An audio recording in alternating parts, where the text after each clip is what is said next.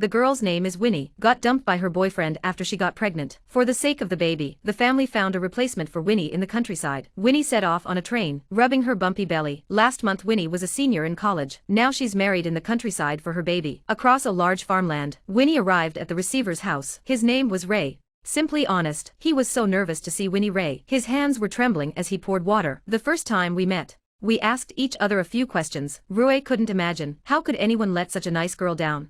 A few days later they had a simple wedding, no banquet, no rings. Ray and Winnie returned home. Then Ray said, "Welcome home, princess." Ray treated Winnie like family, but Winnie was still thinking about her boyfriend. That day Winnie called her family, asking where her boyfriend was, but the answer was that she hadn't heard from him. In the evening at dinner, Winnie asked Ray a question. "Why did you choose me?" Sui said it was probably fate. Ray was quiet and sincere. He was the opposite of his smooth-talking boyfriend. The next day Winnie slept until noon, but Ray got up early to work. In the afternoon, he took Winnie to the library. He bought a few books on pregnancy. Then they went to church. After everyone had prayed, the neighbors knew that Ray was married. His wife was very beautiful. They greeted her with enthusiasm. Winnie looked a bit embarrassed. While everyone was talking, Winnie sends a letter in secret. It was addressed to her boyfriend, even though she knew the baby wasn't her own. Ray doesn't have any dislike for Winnie. Winnie learns how to cook, but it didn't taste as good as it should. Every time Ray says it's good, and then he turns around and drinks a big glass of water. Winnie is slowly getting used to life here. This receiver's husband is very good to her. Ray knows that Winnie likes to swim. He's gone to great lengths to build a pool at home. Winnie didn't know how to thank Ray. She chose to continue to learn how to cook and be a good wife and mother. She hopes that one day Ray will like the food she cooks. By chance,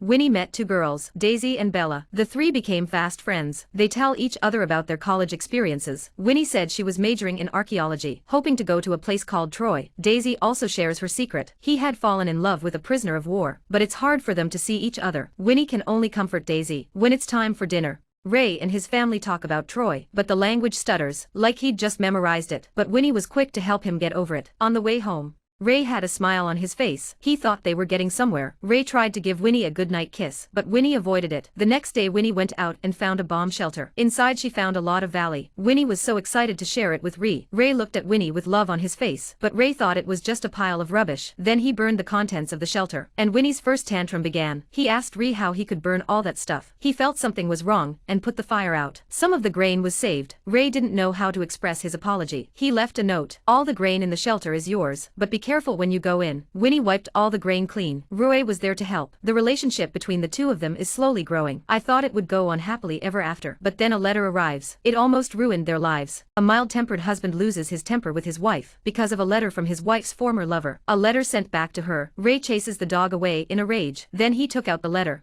which was addressed to Winnie by her old lover. The letter said she was very happy. Winnie had found a father for her baby. She had never felt the baby was her own, and she didn't want to be responsible for it. "Thank you for still thinking of me. It's clear that they're happy now." Ray is trying to be good to Winnie, but why do they still miss a scumbag? The next day, Winnie made a nice breakfast for Ray. Sia was still sulking, but his voice was still gentle. Winnie felt so guilty. If she had left, maybe Ray wouldn't be in pain anymore, and he couldn't let Winnie go. He took Winnie's face and kissed her. Then he turned around and left. "I don't think I'm good enough for you," he said. "I've tried so hard to be good to you. I just want you to be loved better." Winnie's heart was confused after hearing that. It was Thanksgiving Day. Not long before Winnie left, he thanked Ray's family at the dinner table, and Ray listened with his head down and didn't say a word. When he got home, he finally said, "I love you." He took out the ring and hoped Winnie would stay. That's when Daisy found Winnie. Daisy wanted Winnie to help her. She wants to help her boyfriend get out. Winnie tells the man to change into clean clothes. Then she drove off in her car, and Winnie's baby is about to be born. Burned the man's clothes to keep the pain at bay. Threw the necklace her ex-boyfriend had given her. She throws it into the fire. That's when Ray arrives at the house. The two of them embraced each other. Together they welcome the baby. The story of the film ends happily. Winnie doesn't leave. She chooses to be with Ray for the rest of her life.